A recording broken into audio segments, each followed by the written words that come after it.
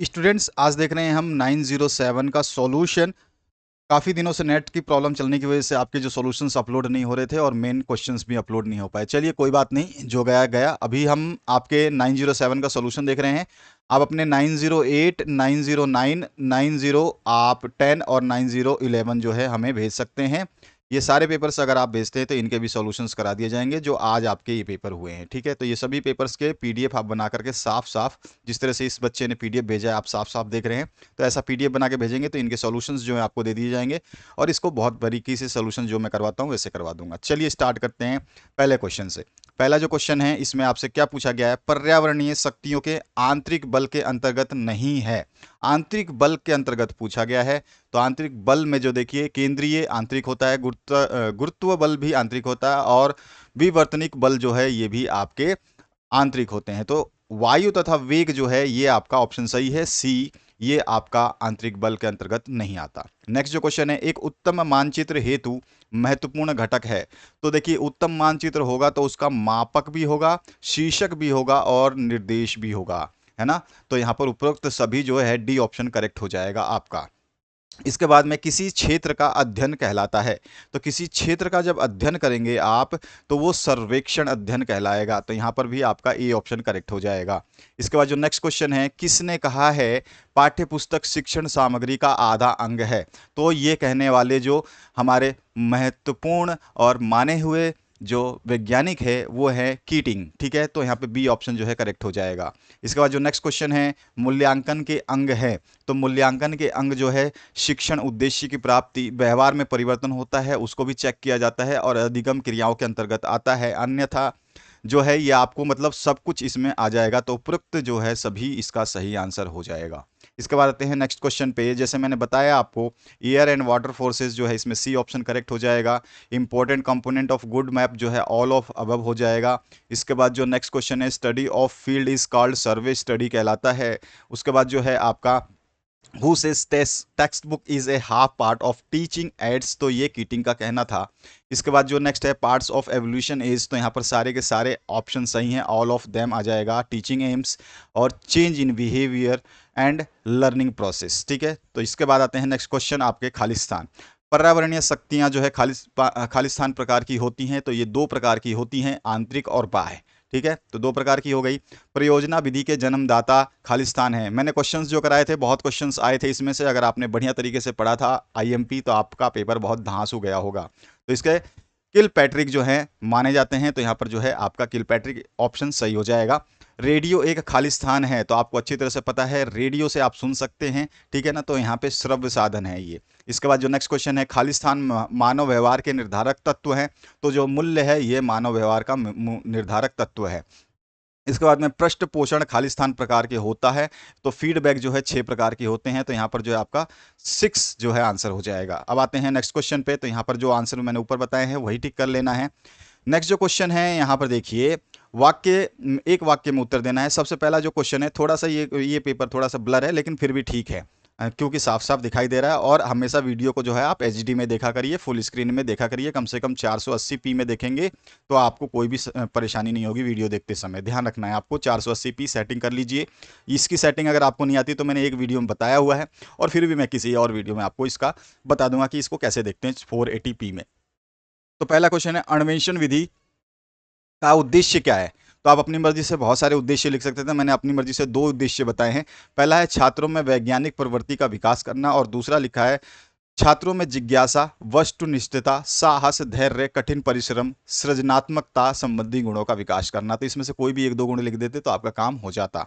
इसके बाद जो नेक्स्ट क्वेश्चन है, मानचित्र का क्या अर्थ है। तो हमने बता रखा था आपको मानचित्र क्या होता है। पृथ्वी के सतह के किसी भाग के स्थानों, नगरों, देशों, पर्वतों, नदियों आदि को पैमाने की सहायता से कागज पर लघु रूप, लघु मतलब छोटे रूप में बताना ही मानचित्र कहलाता है। इस तरह से आप डेफिनेशन भी लिख देते तो आपका आंसर सही हो जाता। इसके अन्य भी डेफिनेशन है, जरूरी नहीं है कि जो मैंने लिखा है यही डेफिनेशन आपको लिखनी थी, आप दूसरा डेफिनेशन भी लिख सकते थे और आंसर सही हो जाता। उसके बाद है रेडियो का आविष्कार किसने किया था। तो मार्कोनी ने इसका आविष्कार किया था। इसके बाद में नेक्स्ट जो क्वेश्चन है, व्यवहारवाद का प्रतिपादन किसने किया? तो व्यवहारवाद का प्रतिपादन जेबी वॉटसन ने किया था।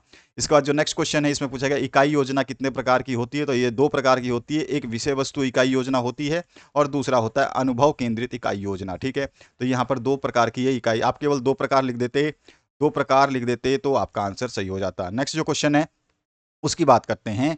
तो नेक्स्ट जो क्वेश्चन में पूछा गया, प्रश्नोत्तर विधि प्रविधि के दोष लिखिए। इसके दोष क्या है? तो देखो, ये अमनोवैज्ञानिक है, पहला दोष ये आप लिख सकते थे। दूसरा जो है, ये अधिक समय लेता है। ठीक है, इस प्रविधि में अधिक समय लगता है। और तीसरा जो है, ये निगम सिद्धांतों पर आधारित नहीं है। ठीक है, तीसरा दोष।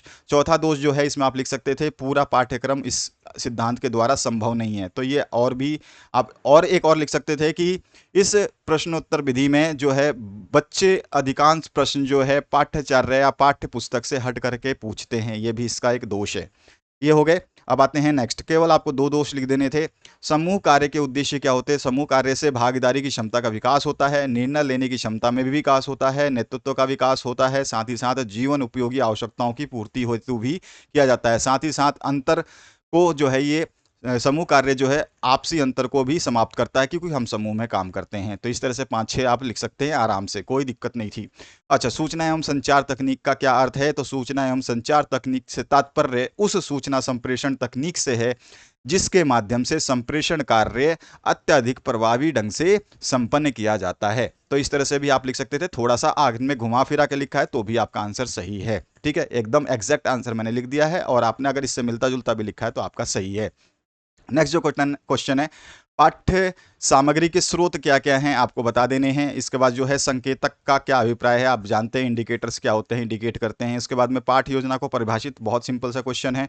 इसके बाद में पर्यावरण का अर्थ बता दिया था मैंने, इसको आप लिख सकते हैं। पर्यावरण के उद्देश्य मैंने बता दिया था, इसको आप लिख सकते हैं। उसके बाद में पृष्ठ पोषण द्वारा सीखना क्या है, यानी फीडबैक द्वारा क्या सीखते हैं, ये भी बहुत ईजी था, आपने शब्दों में लिख सकते थे। GMT से क्या तात्पर्य है? ये ग्रीनविच मीन टाइम जो हमारा GMT चलता है उससे पूछ रहा है, सीधा सीधा बात है, बस और कुछ नहीं है। पर्यावरण अध्ययन के प्रभावी शिक्षण हेतु अनिवार्यताएं क्या क्या है? प्रभावी शिक्षण की अनिवार्यताएं, ये देखो, ये चीज मैंने आपको बताया था। ठीक है, प्रयोग विधि की विशेषता क्या है? हर विधि मैंने आपको बता दी थी कि कोई भी विधि आए आपको चेपना है बढ़िया तरीके से। सारी विधियां मैंने करा दी थी, क्योंकि इसमें से विधियों के क्वेश्चन बनते थे। इसके बाद में प्रयोग विधि बता दी थी मैंने आपको। फिर संकल्पना और अवधारणा में अंतर, ये तो आप अपने विश्वास पे भी कर सकते थे, और आपके जो पहले क्वेश्चन पेपर के मैंने आंसर्स दिए थे उनमें भी इस तरह की क्वेश्चंस देखने को मिले थे। शिक्षण अधिगम सामग्री की उपयोगिता, हमेशा ये क्वेश्चन नॉर्मल रहता है, यानी कि किसी भी पेपर में आ सकता है, शिक्षण अधिगम की सामग्री। इसके बाद में अभ्यास कार्य के निहितार्थ लिखिए। ठीक है, यहाँ पे आपको इम्प्लीकेशन लिखने हैं।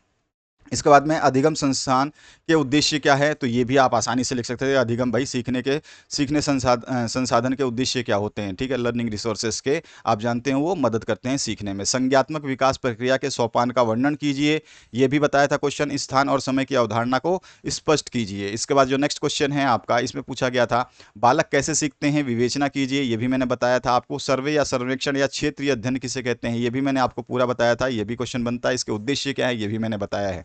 इसके बाद में मानव पर्यावरण संबंध पर टिप्पणी, या खुद भी लिख सकते थे, थोड़ा सा मैंने आपको नोट्स में भी बताया था। पर्यावरण के विभिन्न घटक क्या है, ये मैंने पहला या दूसरा ही क्वेश्चन आपको बताया था, पर्यावरण के घटक क्या होते हैं। उसके बाद में प्राथमिक स्तर पर बच्चों के ज्ञान की प्रकृति एवं सीमाएं स्पष्ट कीजिए। ठीक है, ये क्वेश्चन भी अच्छा था आपका। पियाजे के संग, मैंने बताया था पियाजे का आएगा या फिर ब्रूनो का आएगा। तो संज्ञानात्मक विकास के सिद्धांत के विभिन्न अवस्थाओं का वर्णन कीजिए। इनकी 4 अवस्थाएं थी, चारों अवस्थाएं आपने लिख दी होंगी। उसके बाद में है दृश्य एवं श्रव्य साधन संसाधन का विस्तृत वर्णन कीजिए, ये भी मैंने बताया था। ऑडियो विजुअल एड्स वगैरह आपको देने थे इसमें। पुस्तकालय का संगठन एवं महत्व लिखिए, तो ये भी मैंने क्वेश्चन बताया था, पुस्तकालय वाला भी आता है। तो इस तरह से आपको जो जो क्वेश्चन बताए थे सब आ रहे हैं। सतत एवं व्यापक मूल्यांकन तो बहुत अच्छे तरीके से बोला था, ये तो आता ही है। इसके उद्देश्य का वर्णन करना है। चिंतनशील शिक्षण महत्वपूर्ण क्यों है और इसके लाभ क्या है, ये आपको बताना है। तो ये भी आप क्वेश्चन आसानी से कर सकते थे, बट ये वाला ऊपर वाला करते तो ज़्यादा अच्छा रहता। तो ये था आपका क्वेश्चन पेपर, और मैंने जो सॉल्यूशंस बताए हैं मैच कर लेना। कमेंट सेक्शन में कमेंट कर सकते हैं। अपने बाकी पेपर्स जो हैं आपके 908, 909, 9010 और 9011 जो है आप हमें सेंड कर सकते हैं, उसके भी सॉल्यूशंस बना दिए जाएंगे जो आज आपका पेपर हुआ है। तो इसको PDF फॉर्म में भेज देना, और साफ PDF आप भेज देना, ताकि हम इसके सॉल्यूशन आपको दे दें और आप अपने आंसर्स को मैच कर पाएं। Thank you very much, have a good day.